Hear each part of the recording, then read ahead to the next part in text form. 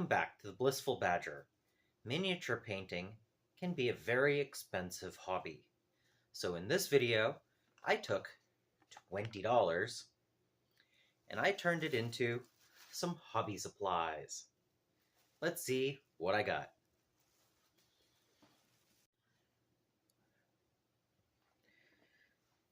You have to find those sales whenever you can, wherever you can.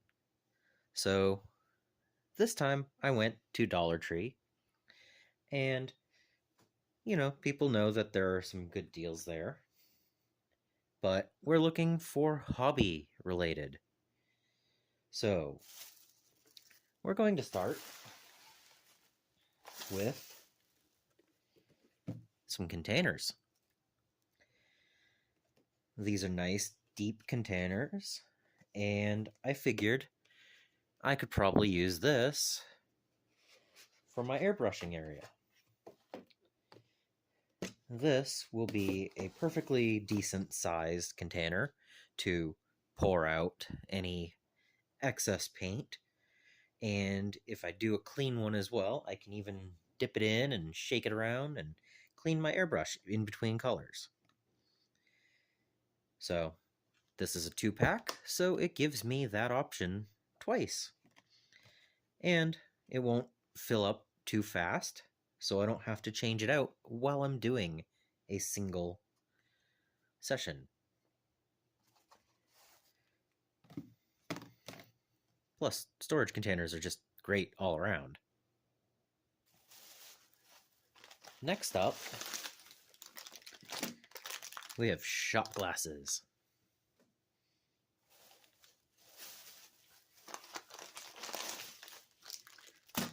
Lots of shot glasses. Now, you might be wondering, okay, they're shot glasses.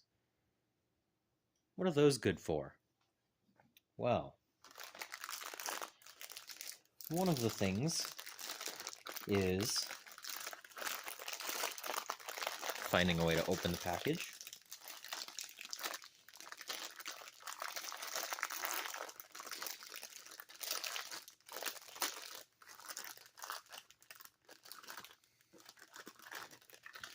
These will be great for mixing any paint recipes if I need to do 3 parts one color, 1 part another. But I didn't buy them for that reason. I purchased them and foam tape, double-sided, to mount models to, so that when you're using the airbrush or just painting, they are a painting handle. This is much easier to hold on to than the rim, and it gives you that extra amount of space, and a 32mm base fits perfectly in there. So with a little bit of foam tape in there, it should hold quite well. And with 24 per pack, I can do several units at once. Alright, now, we know that makeup sponges are great for oil washes and everything, and so why not 28 assorted? If I need to get into sharper edges in any small areas like between legs, I can use the wedges, or I can even cut these into smaller pieces to have even more coverage.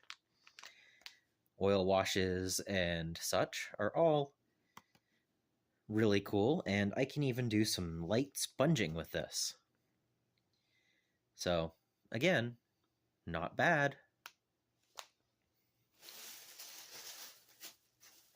And speaking of mixing paints,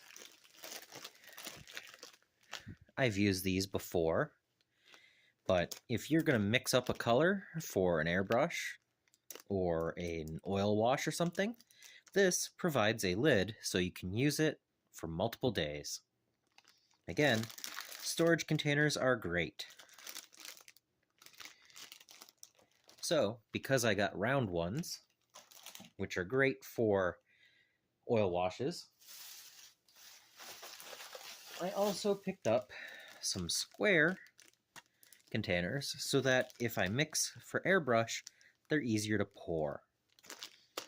Again, color matching is really important, and this gives me the option to have 10 extra colors going at once. I know, lots of containers here, right? Well, I also picked up a shelf liner because I just put a new mat underneath my desk and it slides around a little bit. And this is perfect for holding it in place. Yes, sometimes even the smaller things around the craft room need to be taken care of. This will also work on, well, anytime you want to make sure something's not sliding around as easily. So, again, not a bad price.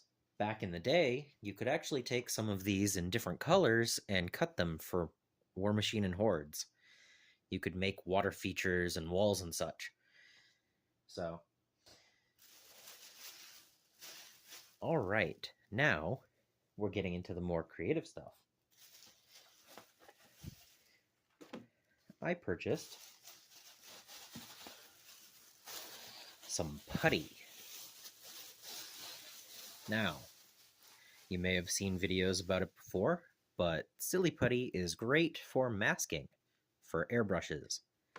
And so I saw 2 containers of it, and since I've been doing some airbrushing, I figured it wouldn't be a bad idea to have some. It's reusable, it's flexible, it doesn't dry out, and now I have some. So next, we have some nail stamp plates. These are going to be an interesting attempt to see how they're usable. I figured for $1.25 a piece, this was a great way to test out some patterns and get a little experience before purchasing Stampin' Plates. I mean, I could always do some butterflies and moths. I mean, this would actually be quite nice on some Death Guard.